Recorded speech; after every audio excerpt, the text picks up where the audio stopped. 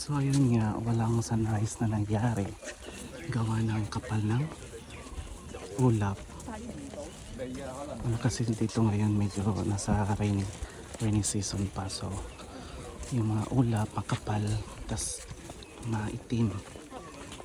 Kaya ayan. So yung mga tao doon sa likod nag-i-expect. Behind the cloud. It's covered with the clouds. Stand behind the cloud.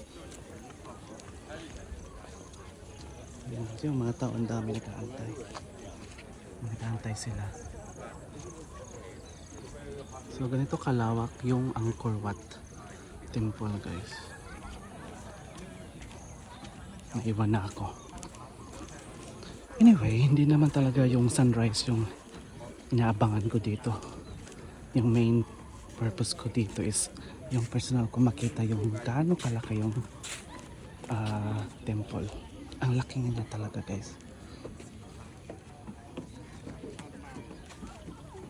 Yan, may mga bantay pa.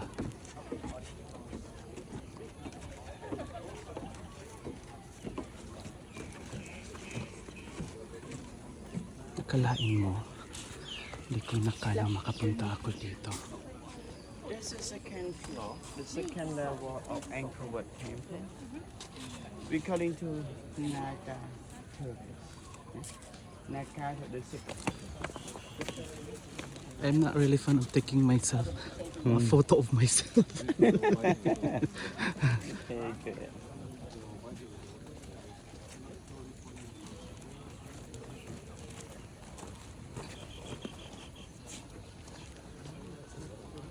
Ayan guys, daming tao. May mga ano doon.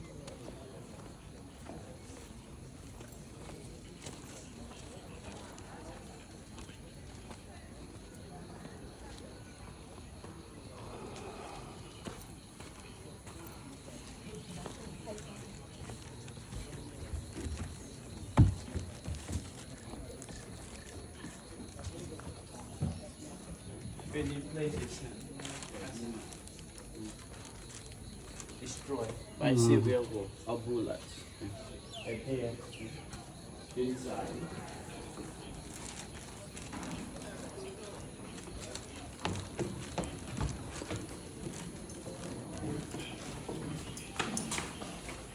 And also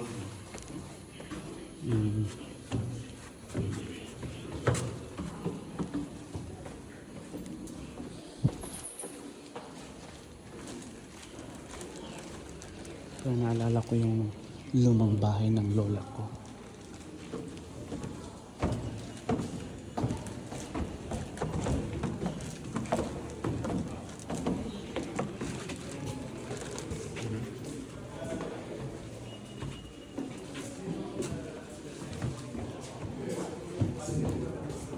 Ba't parang iba yung ano dito sa loob?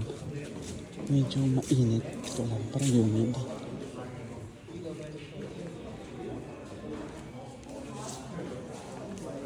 Ayan siya.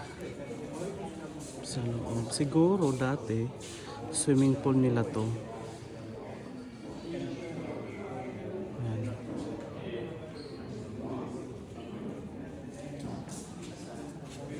So ayun na nga guys. Napagod ako sa pakikinig sa tour guide namin. Parang gusto ko sabihin sa kanya, pwede ba tumahimik ka na lang, mag-video ako ng sarili ko. Pero binibigyan niya naman kami ng private time daw namin. Siyempre, bayad siya sa service niya. Kailangan niyang gampanan. Yun. So, ngayon. So, ito ngayon, humiwalay na ako. Ang lamig dito banda. Ang ganda ng lugar, yung ano dito, location. Sabi niya, yan daw yung library. Meron ng library doon, banda, dalawa. Tapos meron pa dito. Doon naman sa kabilang area, meron ding library. Ang lawak na talaga tong temple na to. Grabe, ang ganda dito. Diba guys, ang ganda. Oh.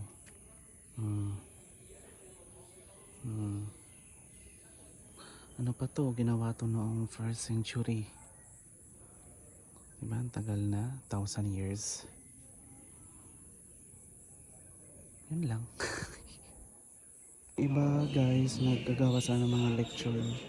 Kasi iba-ibang group, tapos iba-ibang mga tour guide. Hindi, di tayo mag-focus sa kanila kasi iba yung ano natin.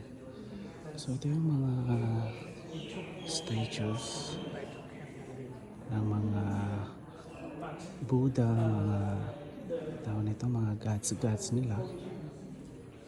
Yung iba nasira na kasi gawa daw ng lumipas na panahon. Isipin nyo naman, 1,000 years. Tapos, ano pa, may gerang nangyari, mga civil war. Yan, mga sira-sira na yung mga statua nila. Pati yung ceiling nila.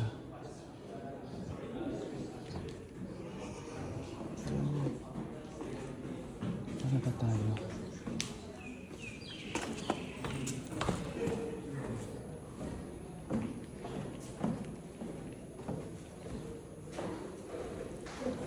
Ito yung ano, hallway, yun o, haba. So hanggang doon pa yan sa doon. Hindi ko alam kung pupunta kami doon. Tapos, sa kabila naman, dito, marami mga people.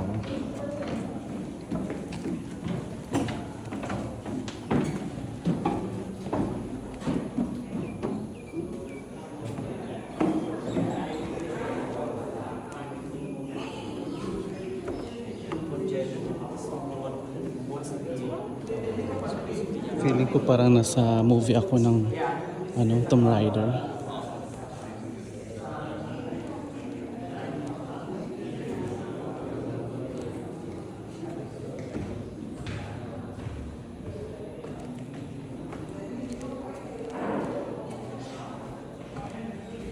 Okay. Hinanap na ako ng tour guide namin. Ayun yung kabila. Mahaba pa yung doon pero parang hindi siguro papunta ngayon kasi ano, hinahanap na ako.